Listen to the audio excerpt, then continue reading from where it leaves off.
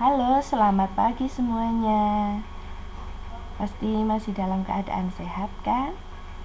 Hari ini kita akan mempelajari tema 1, Selamatkan Makhluk Hidup, subtema 1, Tumbuhan Sahabatku, di pembelajaran yang kedua. Hari ini yang akan kita pelajari ada 3 mata pelajaran. Yang pertama, Bahasa Indonesia, yang kedua, PPKN, dan yang ketiga, Seni Budaya dan Prakarya. Kita mulai dengan bahasa Indonesia ya. Yang kita pelajari di bahasa Indonesia kali ini ada 2, yaitu ide pokok dan informasi penting. Pada kesempatan ini, kita akan belajar bagaimana cara menemukan ide pokok dan informasi penting dari suatu bacaan. Sebelumnya, mari kita cari tahu dulu apa yang dimaksud dengan ide pokok dan informasi penting. Ide pokok adalah ide atau gagasan yang menjadi pokok pengembangan paragraf. Nama lain ide pokok adalah gagasan utama atau topik bacaan. Ide pokok terdapat di dalam kalimat utama dan setiap satu paragraf hanya ada satu ide pokok. Sedangkan informasi penting adalah pengetahuan yang didapat dari suatu teks bacaan. Mari perhatikan teks berikut ini. Bagaimana jagung berkembang biak? Jagung merupakan salah satu tanaman yang dijadikan bahan makanan pokok di berbagai negara, salah satunya di Indonesia. Di Indonesia, penduduk Pulau Madura menjadikan jagung sebagai makanan pokoknya. Jagung merupakan salah satu tanaman penghasil karbohidrat yang sangat diperlukan oleh tubuh. Nah, mari kita cari dulu kalimat utamanya. Kalimat utama biasanya berada pada awal dan akhir paragraf. Menurut kamu, mana kalimat utamanya ya? Benar, kalimat pertama merupakan kalimat utama dari paragraf ini. Mengapa? Karena 2 kalimat berikutnya adalah kalimat penjelas atau kalimat pelengkap. Jadi, ide pokok dari bacaan paragraf 1 ini adalah jagung merupakan salah satu tanaman yang dijadikan bahan makanan pokok di berbagai negara, salah satunya di Indonesia. Sedangkan informasi pentingnya dapat berbeda-beda pada setiap orang, karena informasi penting merupakan pengetahuan baru yang diperoleh seseorang setelah membaca suatu teks.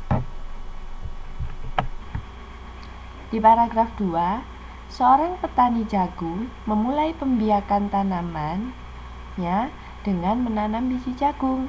Setelah 3-4 hari, bakal tanaman akan muncul di permukaan tanah.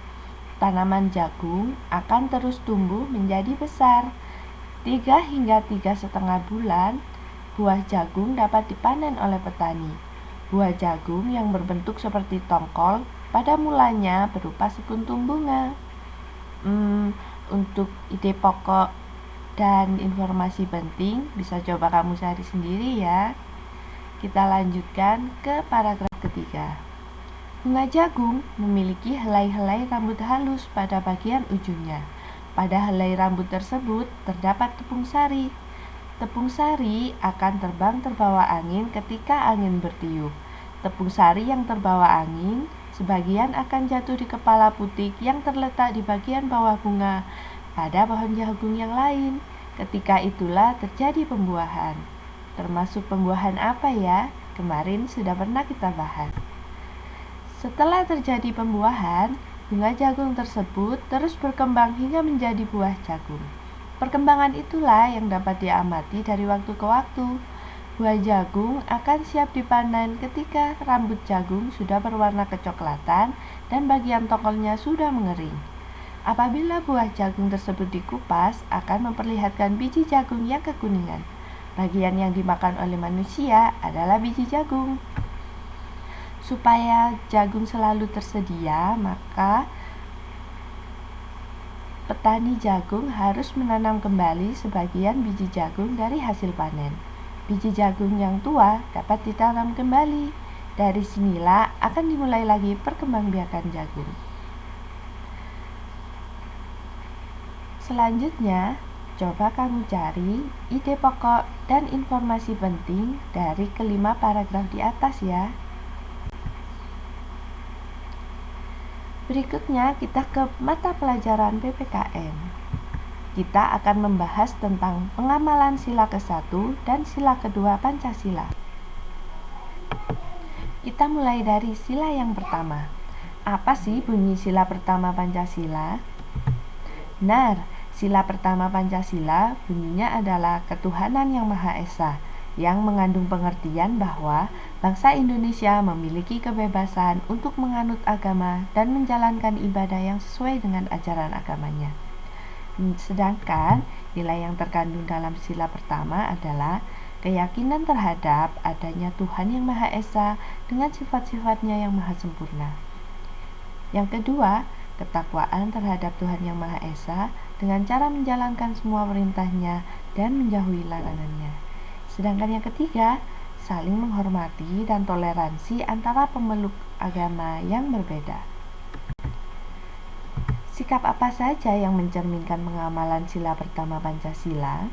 Sila pertama Pancasila selalu berhubungan dengan keagamaan, baik itu toleransi maupun kepercayaan setiap manusia. Di sini ada 10 contoh antara lain: meyakini adanya Tuhan yang Maha Esa, percaya dan takwa kepada Tuhan yang Maha Esa, menghormati agama orang lain, tidak mengganggu peribadatan orang lain yang berbeda agama, menjaga kerukunan antar umat beragama di lingkungan sosial masyarakat, menghormati kebebasan beragama terhadap orang lain, tidak memaksakan seseorang untuk memeluk agama tertentu, menjalankan ibadah sesuai dengan agama yang dianut, tidak mengganggu orang yang sedang beribadah, dan tidak menghina ajaran agama orang lain. Kita berlanjut ke sila kedua Pancasila, yang bunyinya kemanusiaan yang adil dan beradab, yang mengandung pengertian bahwa bangsa Indonesia diakui dan diperlakukan sesuai dengan harkat dan martabatnya sebagai makhluk ciptaan Tuhan yang sama hak dan kewajibannya tanpa membedakan agama, suku, ras, dan keturunan. Nilai yang terkandung dalam sila kedua antara lain pengakuan terhadap harkat dan martabat manusia, pengakuan terhadap keberadaan manusia sebagai makhluk yang paling mulia diciptakan Tuhan, menjunjung tinggi nilai kemanusiaan, dan harus mendapat perlakuan yang adil terhadap sesama manusia. Berikut ini contoh pengamalan sila kedua Pancasila dalam kehidupan sehari-hari. Membantu korban bencana alam, turut serta dalam kegiatan kemanusiaan, memberi santunan kepada orang miskin, mengunjungi teman yang sakit, tidak menyakiti orang lain, peduli terhadap penderitaan orang lain, tidak menyinggung perasaan orang lain, berempati kepada orang lain yang mengalami kemalangan, menghargai hak asasi manusia, dan tidak melanggar hak orang lain. Berikutnya kita akan belajar mata pelajaran seni budaya dan prakarya, di mana kita akan belajar tentang mengenal jenis-jenis patung. Terlebih dahulu, kita harus memahami pengertian dari patung itu sendiri. Patung merupakan karya seni rupa 3 dimensi yang bersifat seni murni karena jenis karya seni ini tidak memiliki kegunaan praktis dalam kehidupan manusia sehari-hari.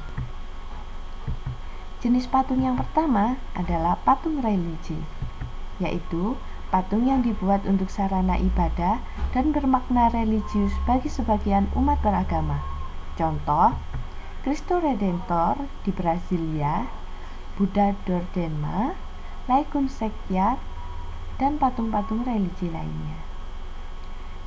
Jenis patung yang kedua adalah patung monumen. Patung monumen digunakan untuk memperingati atau mengenang peristiwa dan kejadian bersejarah atau untuk mengenang jasa pahlawan yang di masa lalu. Contoh, Monumen Pancasila Sakti. Yang ketiga adalah patung arsitektur. Patung arsitektur digunakan untuk memberikan nilai estetika pada bangunan.